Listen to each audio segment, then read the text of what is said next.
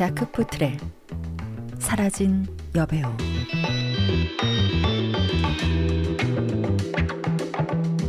생각하는 기계로 불리는 천재 반도젠 교수의 오늘의 이야기는 사라진 여배우입니다. 이 에피소드는 시간을 거슬러 올라 반도젠 교수가 처음으로 해결한 사건인데요. 어느 날 갑자기 무대에서 공연하던 여배우가 사라지고 그녀를 찾아달라는 신문기자의 청을 들어주면서 시작이 됩니다. 천재답게 문제를 해결하는 생각하는 기계 반도젠 교수의 활약을 기대하면서 들려줄게요. 이 책 들어봤니?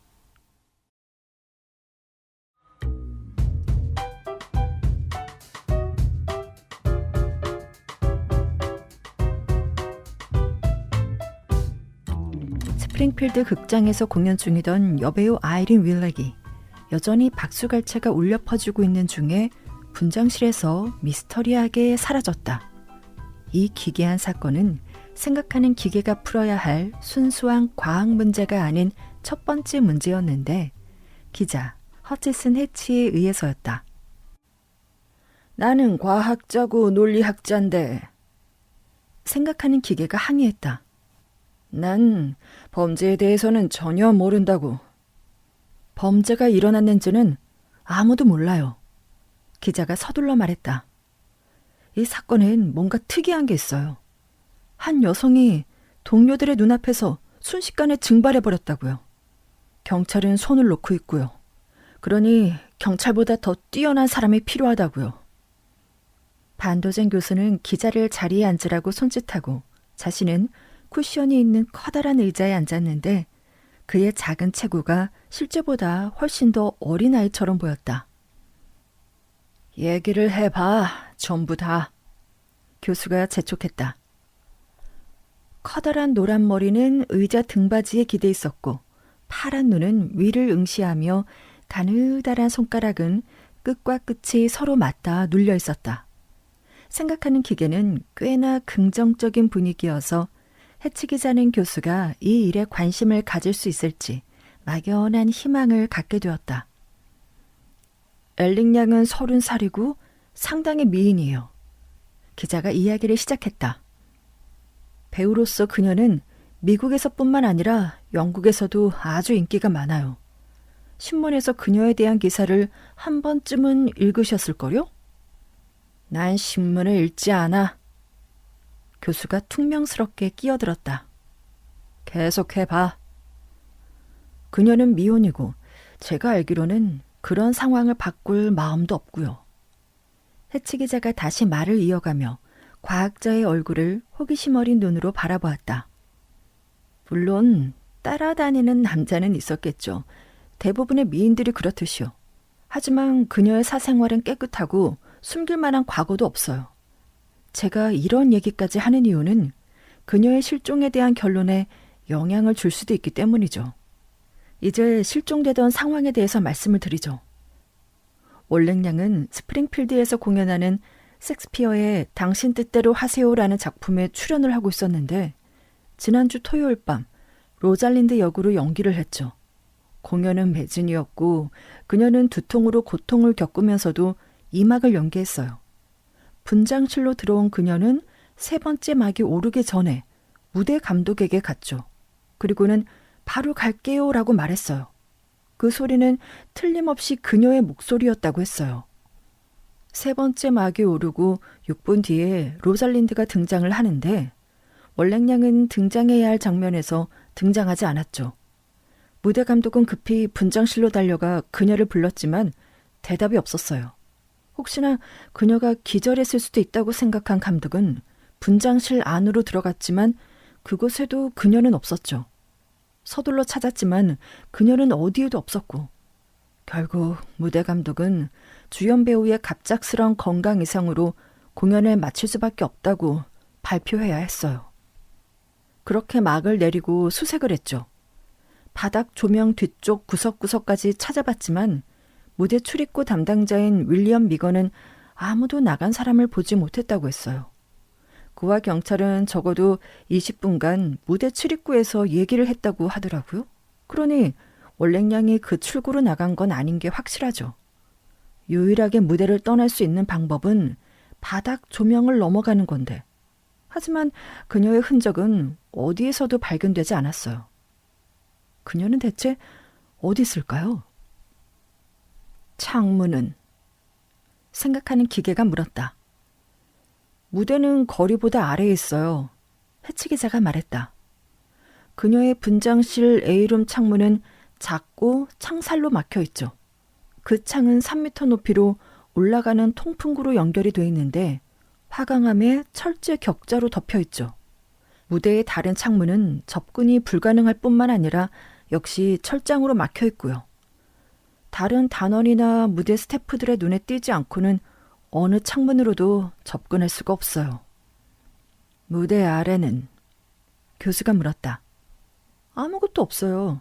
그곳은 비어있는 커다란 시멘트로 만들어진 지하실이에요. 월랭량이 일시적으로 정신을 잃고 헤맸을 가능성이 있어서 그것도 수색을 했어요. 심지어 무대 커튼을 작동하는 스태프가 있는 무대 위 갤러리까지 수색을 했죠. 한동안 침묵이 흘렀다. 생각하는 기계는 손가락을 만지작거리며 계속 위쪽을 응시할 뿐 기자를 쳐다보지 않았다. 월랭량이 사라졌을 때 어떤 옷을 입고 있었나? 더블랙과 타이즈를 입고 있었어요. 이막부터 거의 끝날 때까지 그 의상을 입고 있었죠. 그녀의 평상복은 분장실에 있었나? 네, 모두 닫힌 의상 트렁크 위에 펼쳐져 있었어요. 마치 그녀가 무대 위에 올라가기 직전인 것처럼요. 심지어 탁자 위에 초콜릿 사탕 상자도 열려 있었어요. 몸싸움의 흔적이나 소리를 들은 사람도 없고 전혀요. 핏자국은 없었어요. 그녀에게 하녀가 있나? 예, 네르트루드 매닝이라는 하녀가 일막이 끝나고 집으로 돌아갔는데 그걸 말씀드린다는 걸 깜빡했네요. 갑자기 몸이 아팠거든요. 생각하는 기계는 처음으로 눈을 가늘게 뜨고 기자를 바라보았다. 아팠다고? 무슨 병에 있었나? 그건 모르겠어요. 지금 어디 있지? 그것도 모르겠어요. 모두가 월랭량 사건에 정신이 팔려서 그녀를 잊고 있었어요. 그 사탕은 어떤 종류였나? 그것도 모르겠는데. 어디서 샀나? 죄송하지만 그것도 모르겠어요. 기자가 어깨를 으쓱하며 대답했다. 생각하는 기계는 공격적으로 질문을 쏟아내며 기자를 노려보았고 해치 기자는 불편한 표정을 지었다. 지금 사탕은 어디에 있나? 해치는 다시 어깨를 으쓱해 보였다. 율랭량 몸무게가 얼마나 되지? 기자는 어느 정도 짐작할 수 있었다. 그녀를 대여섯 번 본 적이 있기 때문이었다. 59에서 65kg 정도요? 극단 스태프 중에 제면술사가 있나? 모르겠어요. 생각하는 기계는 초조하게 가느다란 손을 흔들며 짜증을 냈다. 이봐 해치, 몇 가지 사실만 가져와서는 내게 조언을 구하는 건 말이 안 돼. 만약 모든 사실을 알고 있다면 뭔가 도움이 될지도 모르겠지만 말이야. 이건... 기자도 화가 났다.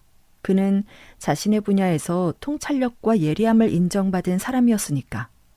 그는 상대방의 말투와 태도, 심지어 사소해 보이는 질문에 대해서도 반감을 느꼈다. 사탕에 독이 들어있다 해도, 아니면 체면술사가 있었다고 해도 그게 월랭량의 실종과 무슨 상관인지 모르겠어요. 아시죠? 독이나 체면술로는 그녀를 보이지 않게 할 수 없다는 거요. 당연히 모르겠지. 생각하는 기계가 버럭 화를 냈다. 알았다면 내게 오지도 않았을 테니까. 이 사건은 언제 일어났나? 토요일 밤이요. 좀 전에 말씀드렸잖아요.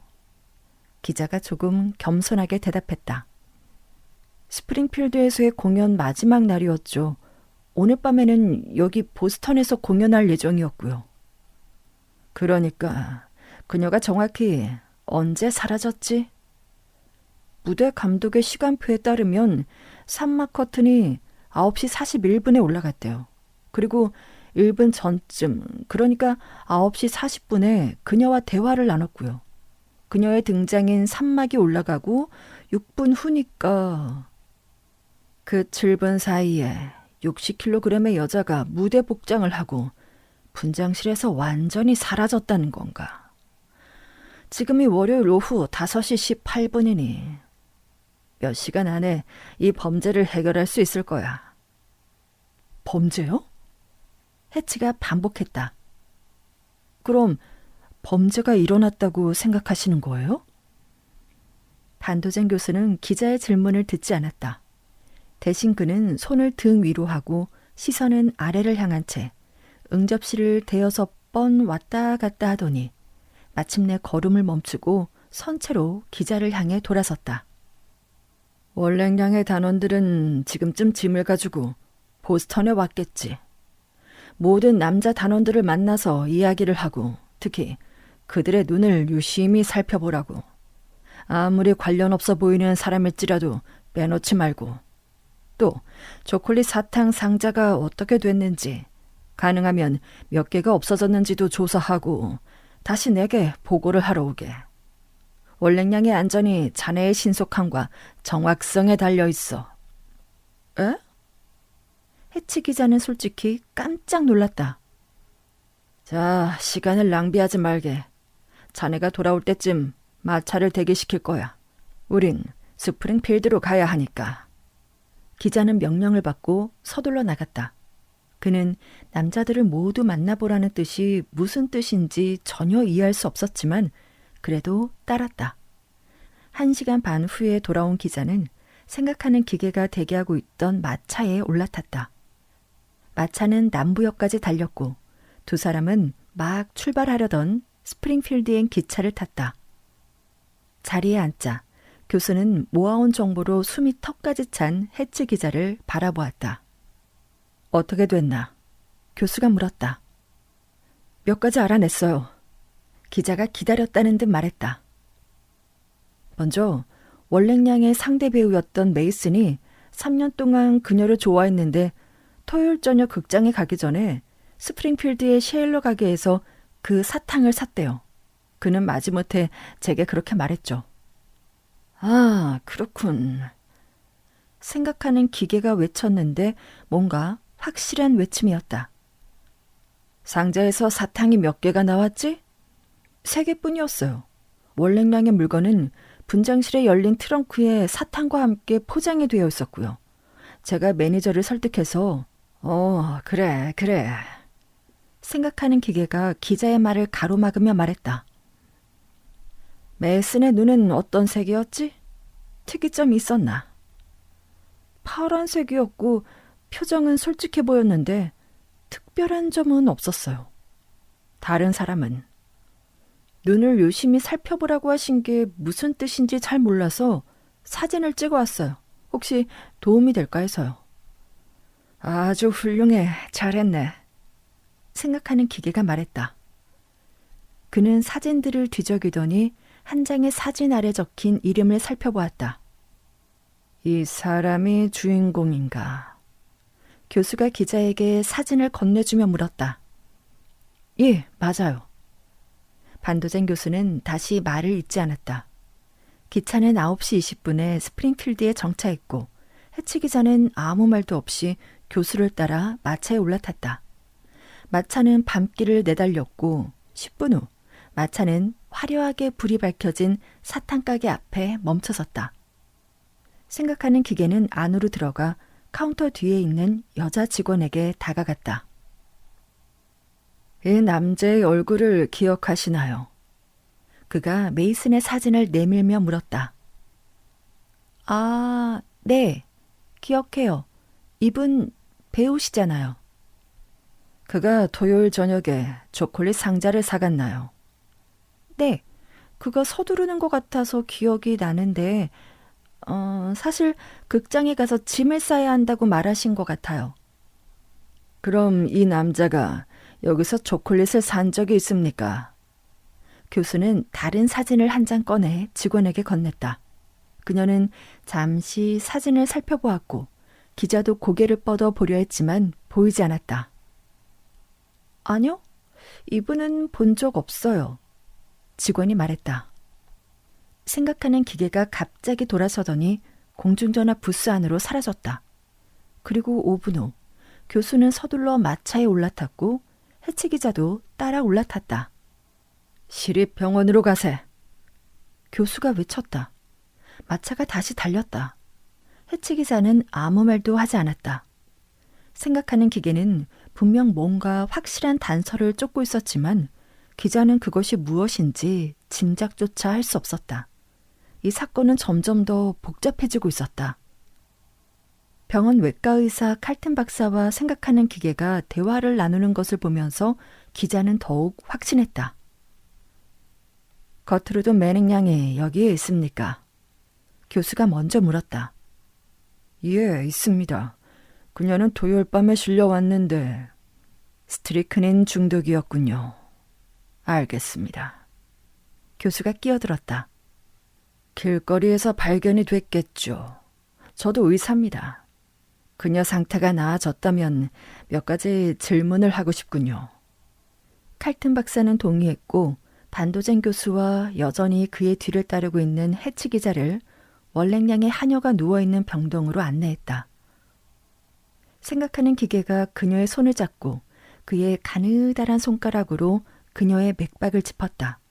그는 고개를 끄덕이며 만족한 표정을 지어 보였다. 매닝 양, 내 말 알아듣겠어요? 교수가 물었다. 그녀는 겨우 고개를 끄덕였다.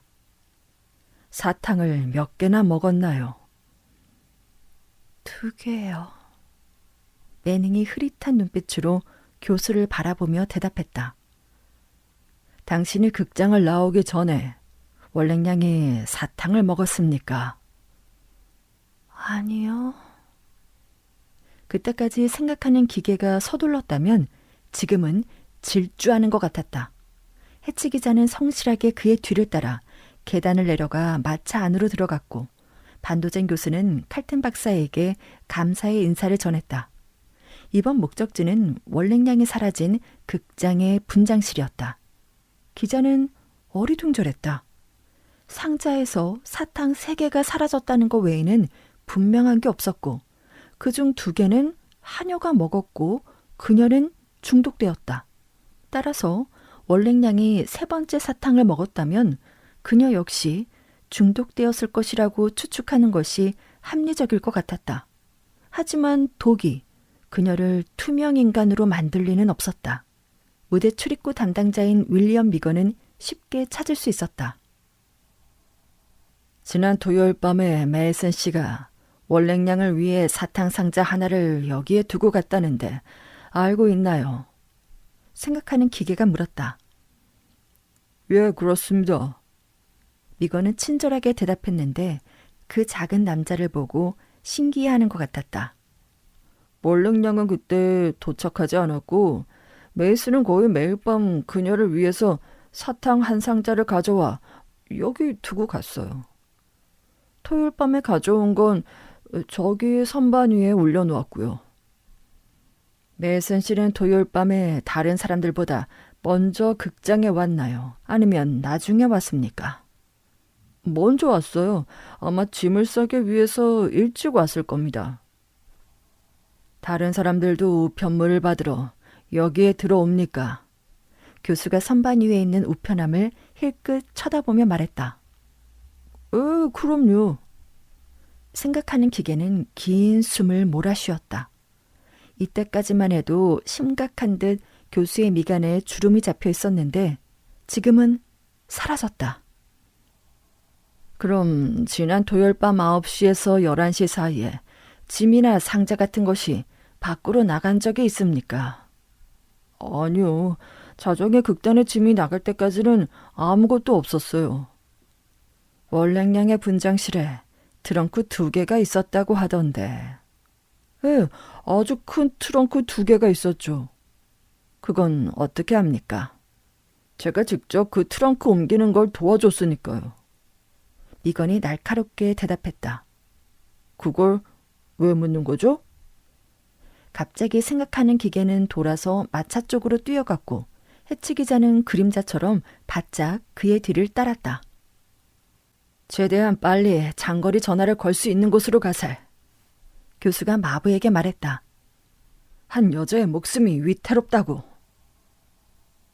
30분 후 반도젠 교수와 해치 기자는 보스턴으로 돌아가는 기차를 타고 있었다. 생각하는 기계는 15분 동안 전화 부스 안에 있었고 그가 나오자 해치 기자는 몇 가지 질문을 했지만 교수는 아무 대답도 하지 않았다. 스프링필드를 떠난 지 30분쯤 지났을 때 교수는 뭔가를 말하려는 듯 입을 열었다. 물론 월랭양이 극장을 떠나지 않았다면 그녀는 극장에 있었겠지. 그녀가 보이지 않게 된 건 아닐 거야. 따라서 문제는 극장에서 그녀를 찾아야 하지. 그녀에게 폭력이 사용되지 않았다는 사실은 6개의 증거로 밝혀졌네. 아무도 그녀의 비명을 듣지 못했고 몸싸움도 없었으며 빗자국도 없었어. 따라서 우린 처음에 그녀가 실종된 단계에서 그녀의 의지가 있었다고 생각할 수밖에.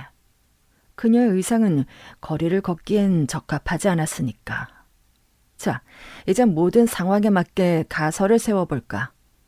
월랭양은 심한 두통이 있었어. 최면술은 두통을 치료할 수 있지.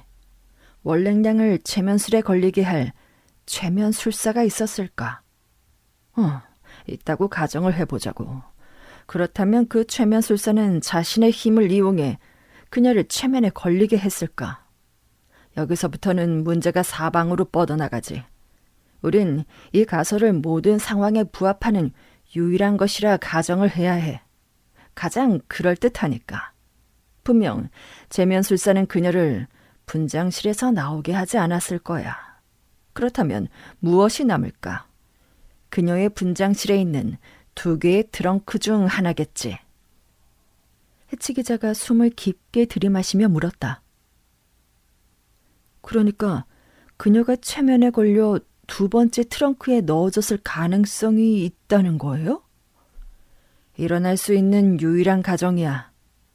생각하는 기계가 단호하게 말했다. 그러니 그런 일이 일어났을 거야. 오, 끔찍하네요. 기자가 외쳤다. 살아있는 여자가 트렁크에 48시간 동안이나 갇혀 있었다고요? 그때는 살아있었다고 해도 지금은 아마 죽었을 거예요. 기자는 부들부들 떨며 교수의 무표정한 얼굴을 호기심 어린 눈으로 바라보았다. 그의 얼굴에는 동정심도 공포도 없었다. 단지 뇌가 작동하는 모습만 보일 뿐이었다. 그녀가 죽었다고 할 수는 없어. 생각하는 기계가 말했다. 만약 그녀가 체면에 걸리기 전에 3번째 사탕을 먹었다면 죽었겠지. 하지만 수면 상태에서 그녀의 입에 사탕이 넣어졌다면 살아있을 가능성이 있네. 사탕이 녹지 않았을 테니 독이 그녀의 몸에 흡수되지 않았을 거야. 하지만 그녀가 질식했을지도 모르고 트렁크를 거칠게 다루는 바람에 뼈가 부러졌을 수도 있죠. 가능성은 수백 가지라고요. 놀랍게도 수면 상태에서는 부상을 입지 않아. 교수가 말했다. 물론 질식할 가능성은 있지만 트렁크 안에 상당한 양의 공기가 들어갈 수 있네. 그럼 사탕은요? 그 사탕 말인가. 우린 2개의 사탕을 먹은 하녀가 죽을 뻔했다는 걸 알고 있어. 하지만 메이슨 씨는 그 사탕을 샀다는 걸 인정했지. 인정했다는 건 독이 든 사탕을 그가 산 것이 아니란 거야. 메이슨 씨가 최면술사일까? 아니야. 그의 눈은 그렇지 않다고 말해줬지. 우리는 메이슨 씨가 월랭양을 위해 여러 차례 사탕을 샀다는 걸 알고 있어. 또 그 사탕을 무대 출입구 담당자에게 맡겼다는 것도 알고 있지.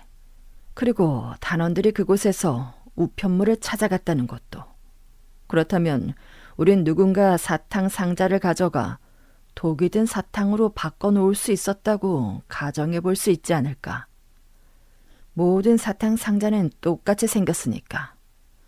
이 사건의 배후에는 광기와 교활함이 자리 잡고 있네. 월랭량을 살해하려는 고의적인 시도는 오랫동안 있어 왔고 아마도 짝사랑을 하거나 절망적인 사랑 때문에 벌어진 일이겠지. 무대 감독과 여배우가 마지막으로 대화를 나눈 직후 다른 방법을 시도한 거지. 체면술사는 그때 그녀의 분장실 안에 있었을 거야. 그는 월랭량의 두통을 완화시켜주고 연기에 집중할 수 있도록 했을 가능성이 있어. 그 전에도 그녀는 그런 경험이 있었을 테니까 말이야. 월랭량은 아직 트렁크 안에 있을까요? 한동안 침묵한 후 해치 기자가 물었다. 아니, 생각하는 기계가 대답했다. 살았는지 죽었는지 모르겠지만 그녀는 지금 밖으로 나왔어. 내 생각엔 살아있을 것 같네. 그럼 그 남자는요? 보스턴에 도착하면 30분 안에 경찰에 넘길 거야. 남부역에서 교수와 해치 기자는 곧바로 경찰청으로 향했고 해치가 잘 아는 말로리 형사가 그들을 맞이했다. 스프링필드에서 전화 주셔서 감사했습니다. 형사가 말했다. 그녀는 죽었습니까? 교수가 물었다. 아니요. 말로리 형사가 대답했다. 트렁크에서 꺼냈을 때 의식은 없었지만 뼈가 부러지진 않았죠. 하지만 심하게 멍들어 있었어요. 의사 말로는 최면에 걸린 상태라고 하더라고요. 입에서 사탕 조각을 뺐나요? 예, 물론이죠. 녹지 않았더라고요. 바로 그녀를 깨워야 합니다. 생각하는 기계가 말했다. 지금 우리와 함께 가서 그 남자를 체포하세요. 세 사람은 마차에 올라탔고 10여 블럭 떨어진 큰 호텔에 도착했다. 로비에 들어서기 전에 생각하는 기계는 말로리에게 한 장의 사진을 건네주었고 그는 전등불빛 아래서 그 사진을 들여다보았다. 그 남자는 다른 사람들과 함께 위층에 있을 거예요. 교수가 말했다. 방으로 들어갈 때 그 남자의 뒤로 돌아가세요. 그가 총을 가지고 있을지도 모르니까요. 그리고 내가 말하기 전까진 아무것도 하지 말고. 5층에 있는 큰 방에 아이린 월렉의 매니저 스탠펠드가 단원들을 소집했는데 그것은 생각하는 기계의 요청에 따른 것이었다.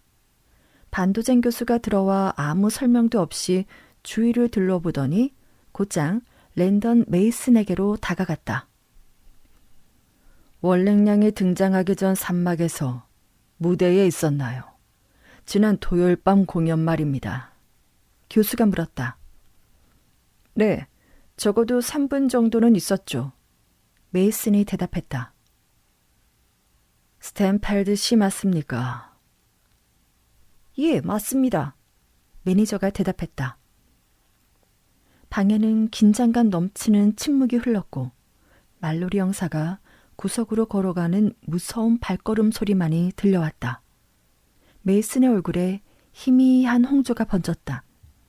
그는 이 질문이 추궁에 가깝다는 걸 깨달은 것이다. 그는 무슨 말을 꺼내려 했지만 생각하는 기계의 단호하고 냉담한 목소리가 그를 멈추게 했다. 순식간에 격렬한 몸싸움이 벌어졌고 현장에 있던 모든 이들은 당신 뜻대로 하세요에서 우울한 남자 제크를 연기한 스탠리 화이트먼을 형사의 큰 팔이 붙잡고 있는 것을 보게 되었다. 그 배우의 얼굴은 일그러져 있었고 눈은 광기로 번뜩였으며 궁지에 몰린 짐승처럼 으르렁거렸다. 말로니 형사는 잽싼 동작으로 화이트먼을 내동댕이쳐 수갑을 채웠다. 그리고 고개를 들어 쓰러진 남자를 내려다보는 생각하는 기계를 바라보았다. 그래, 당신이 체면술사군. 교수는 스스로 만족스러운 결론을 내렸다. 눈을 보면 알 수 있지. 이렇게 해서 첫 번째 생각하는 기계의 사건은 끝이 났다.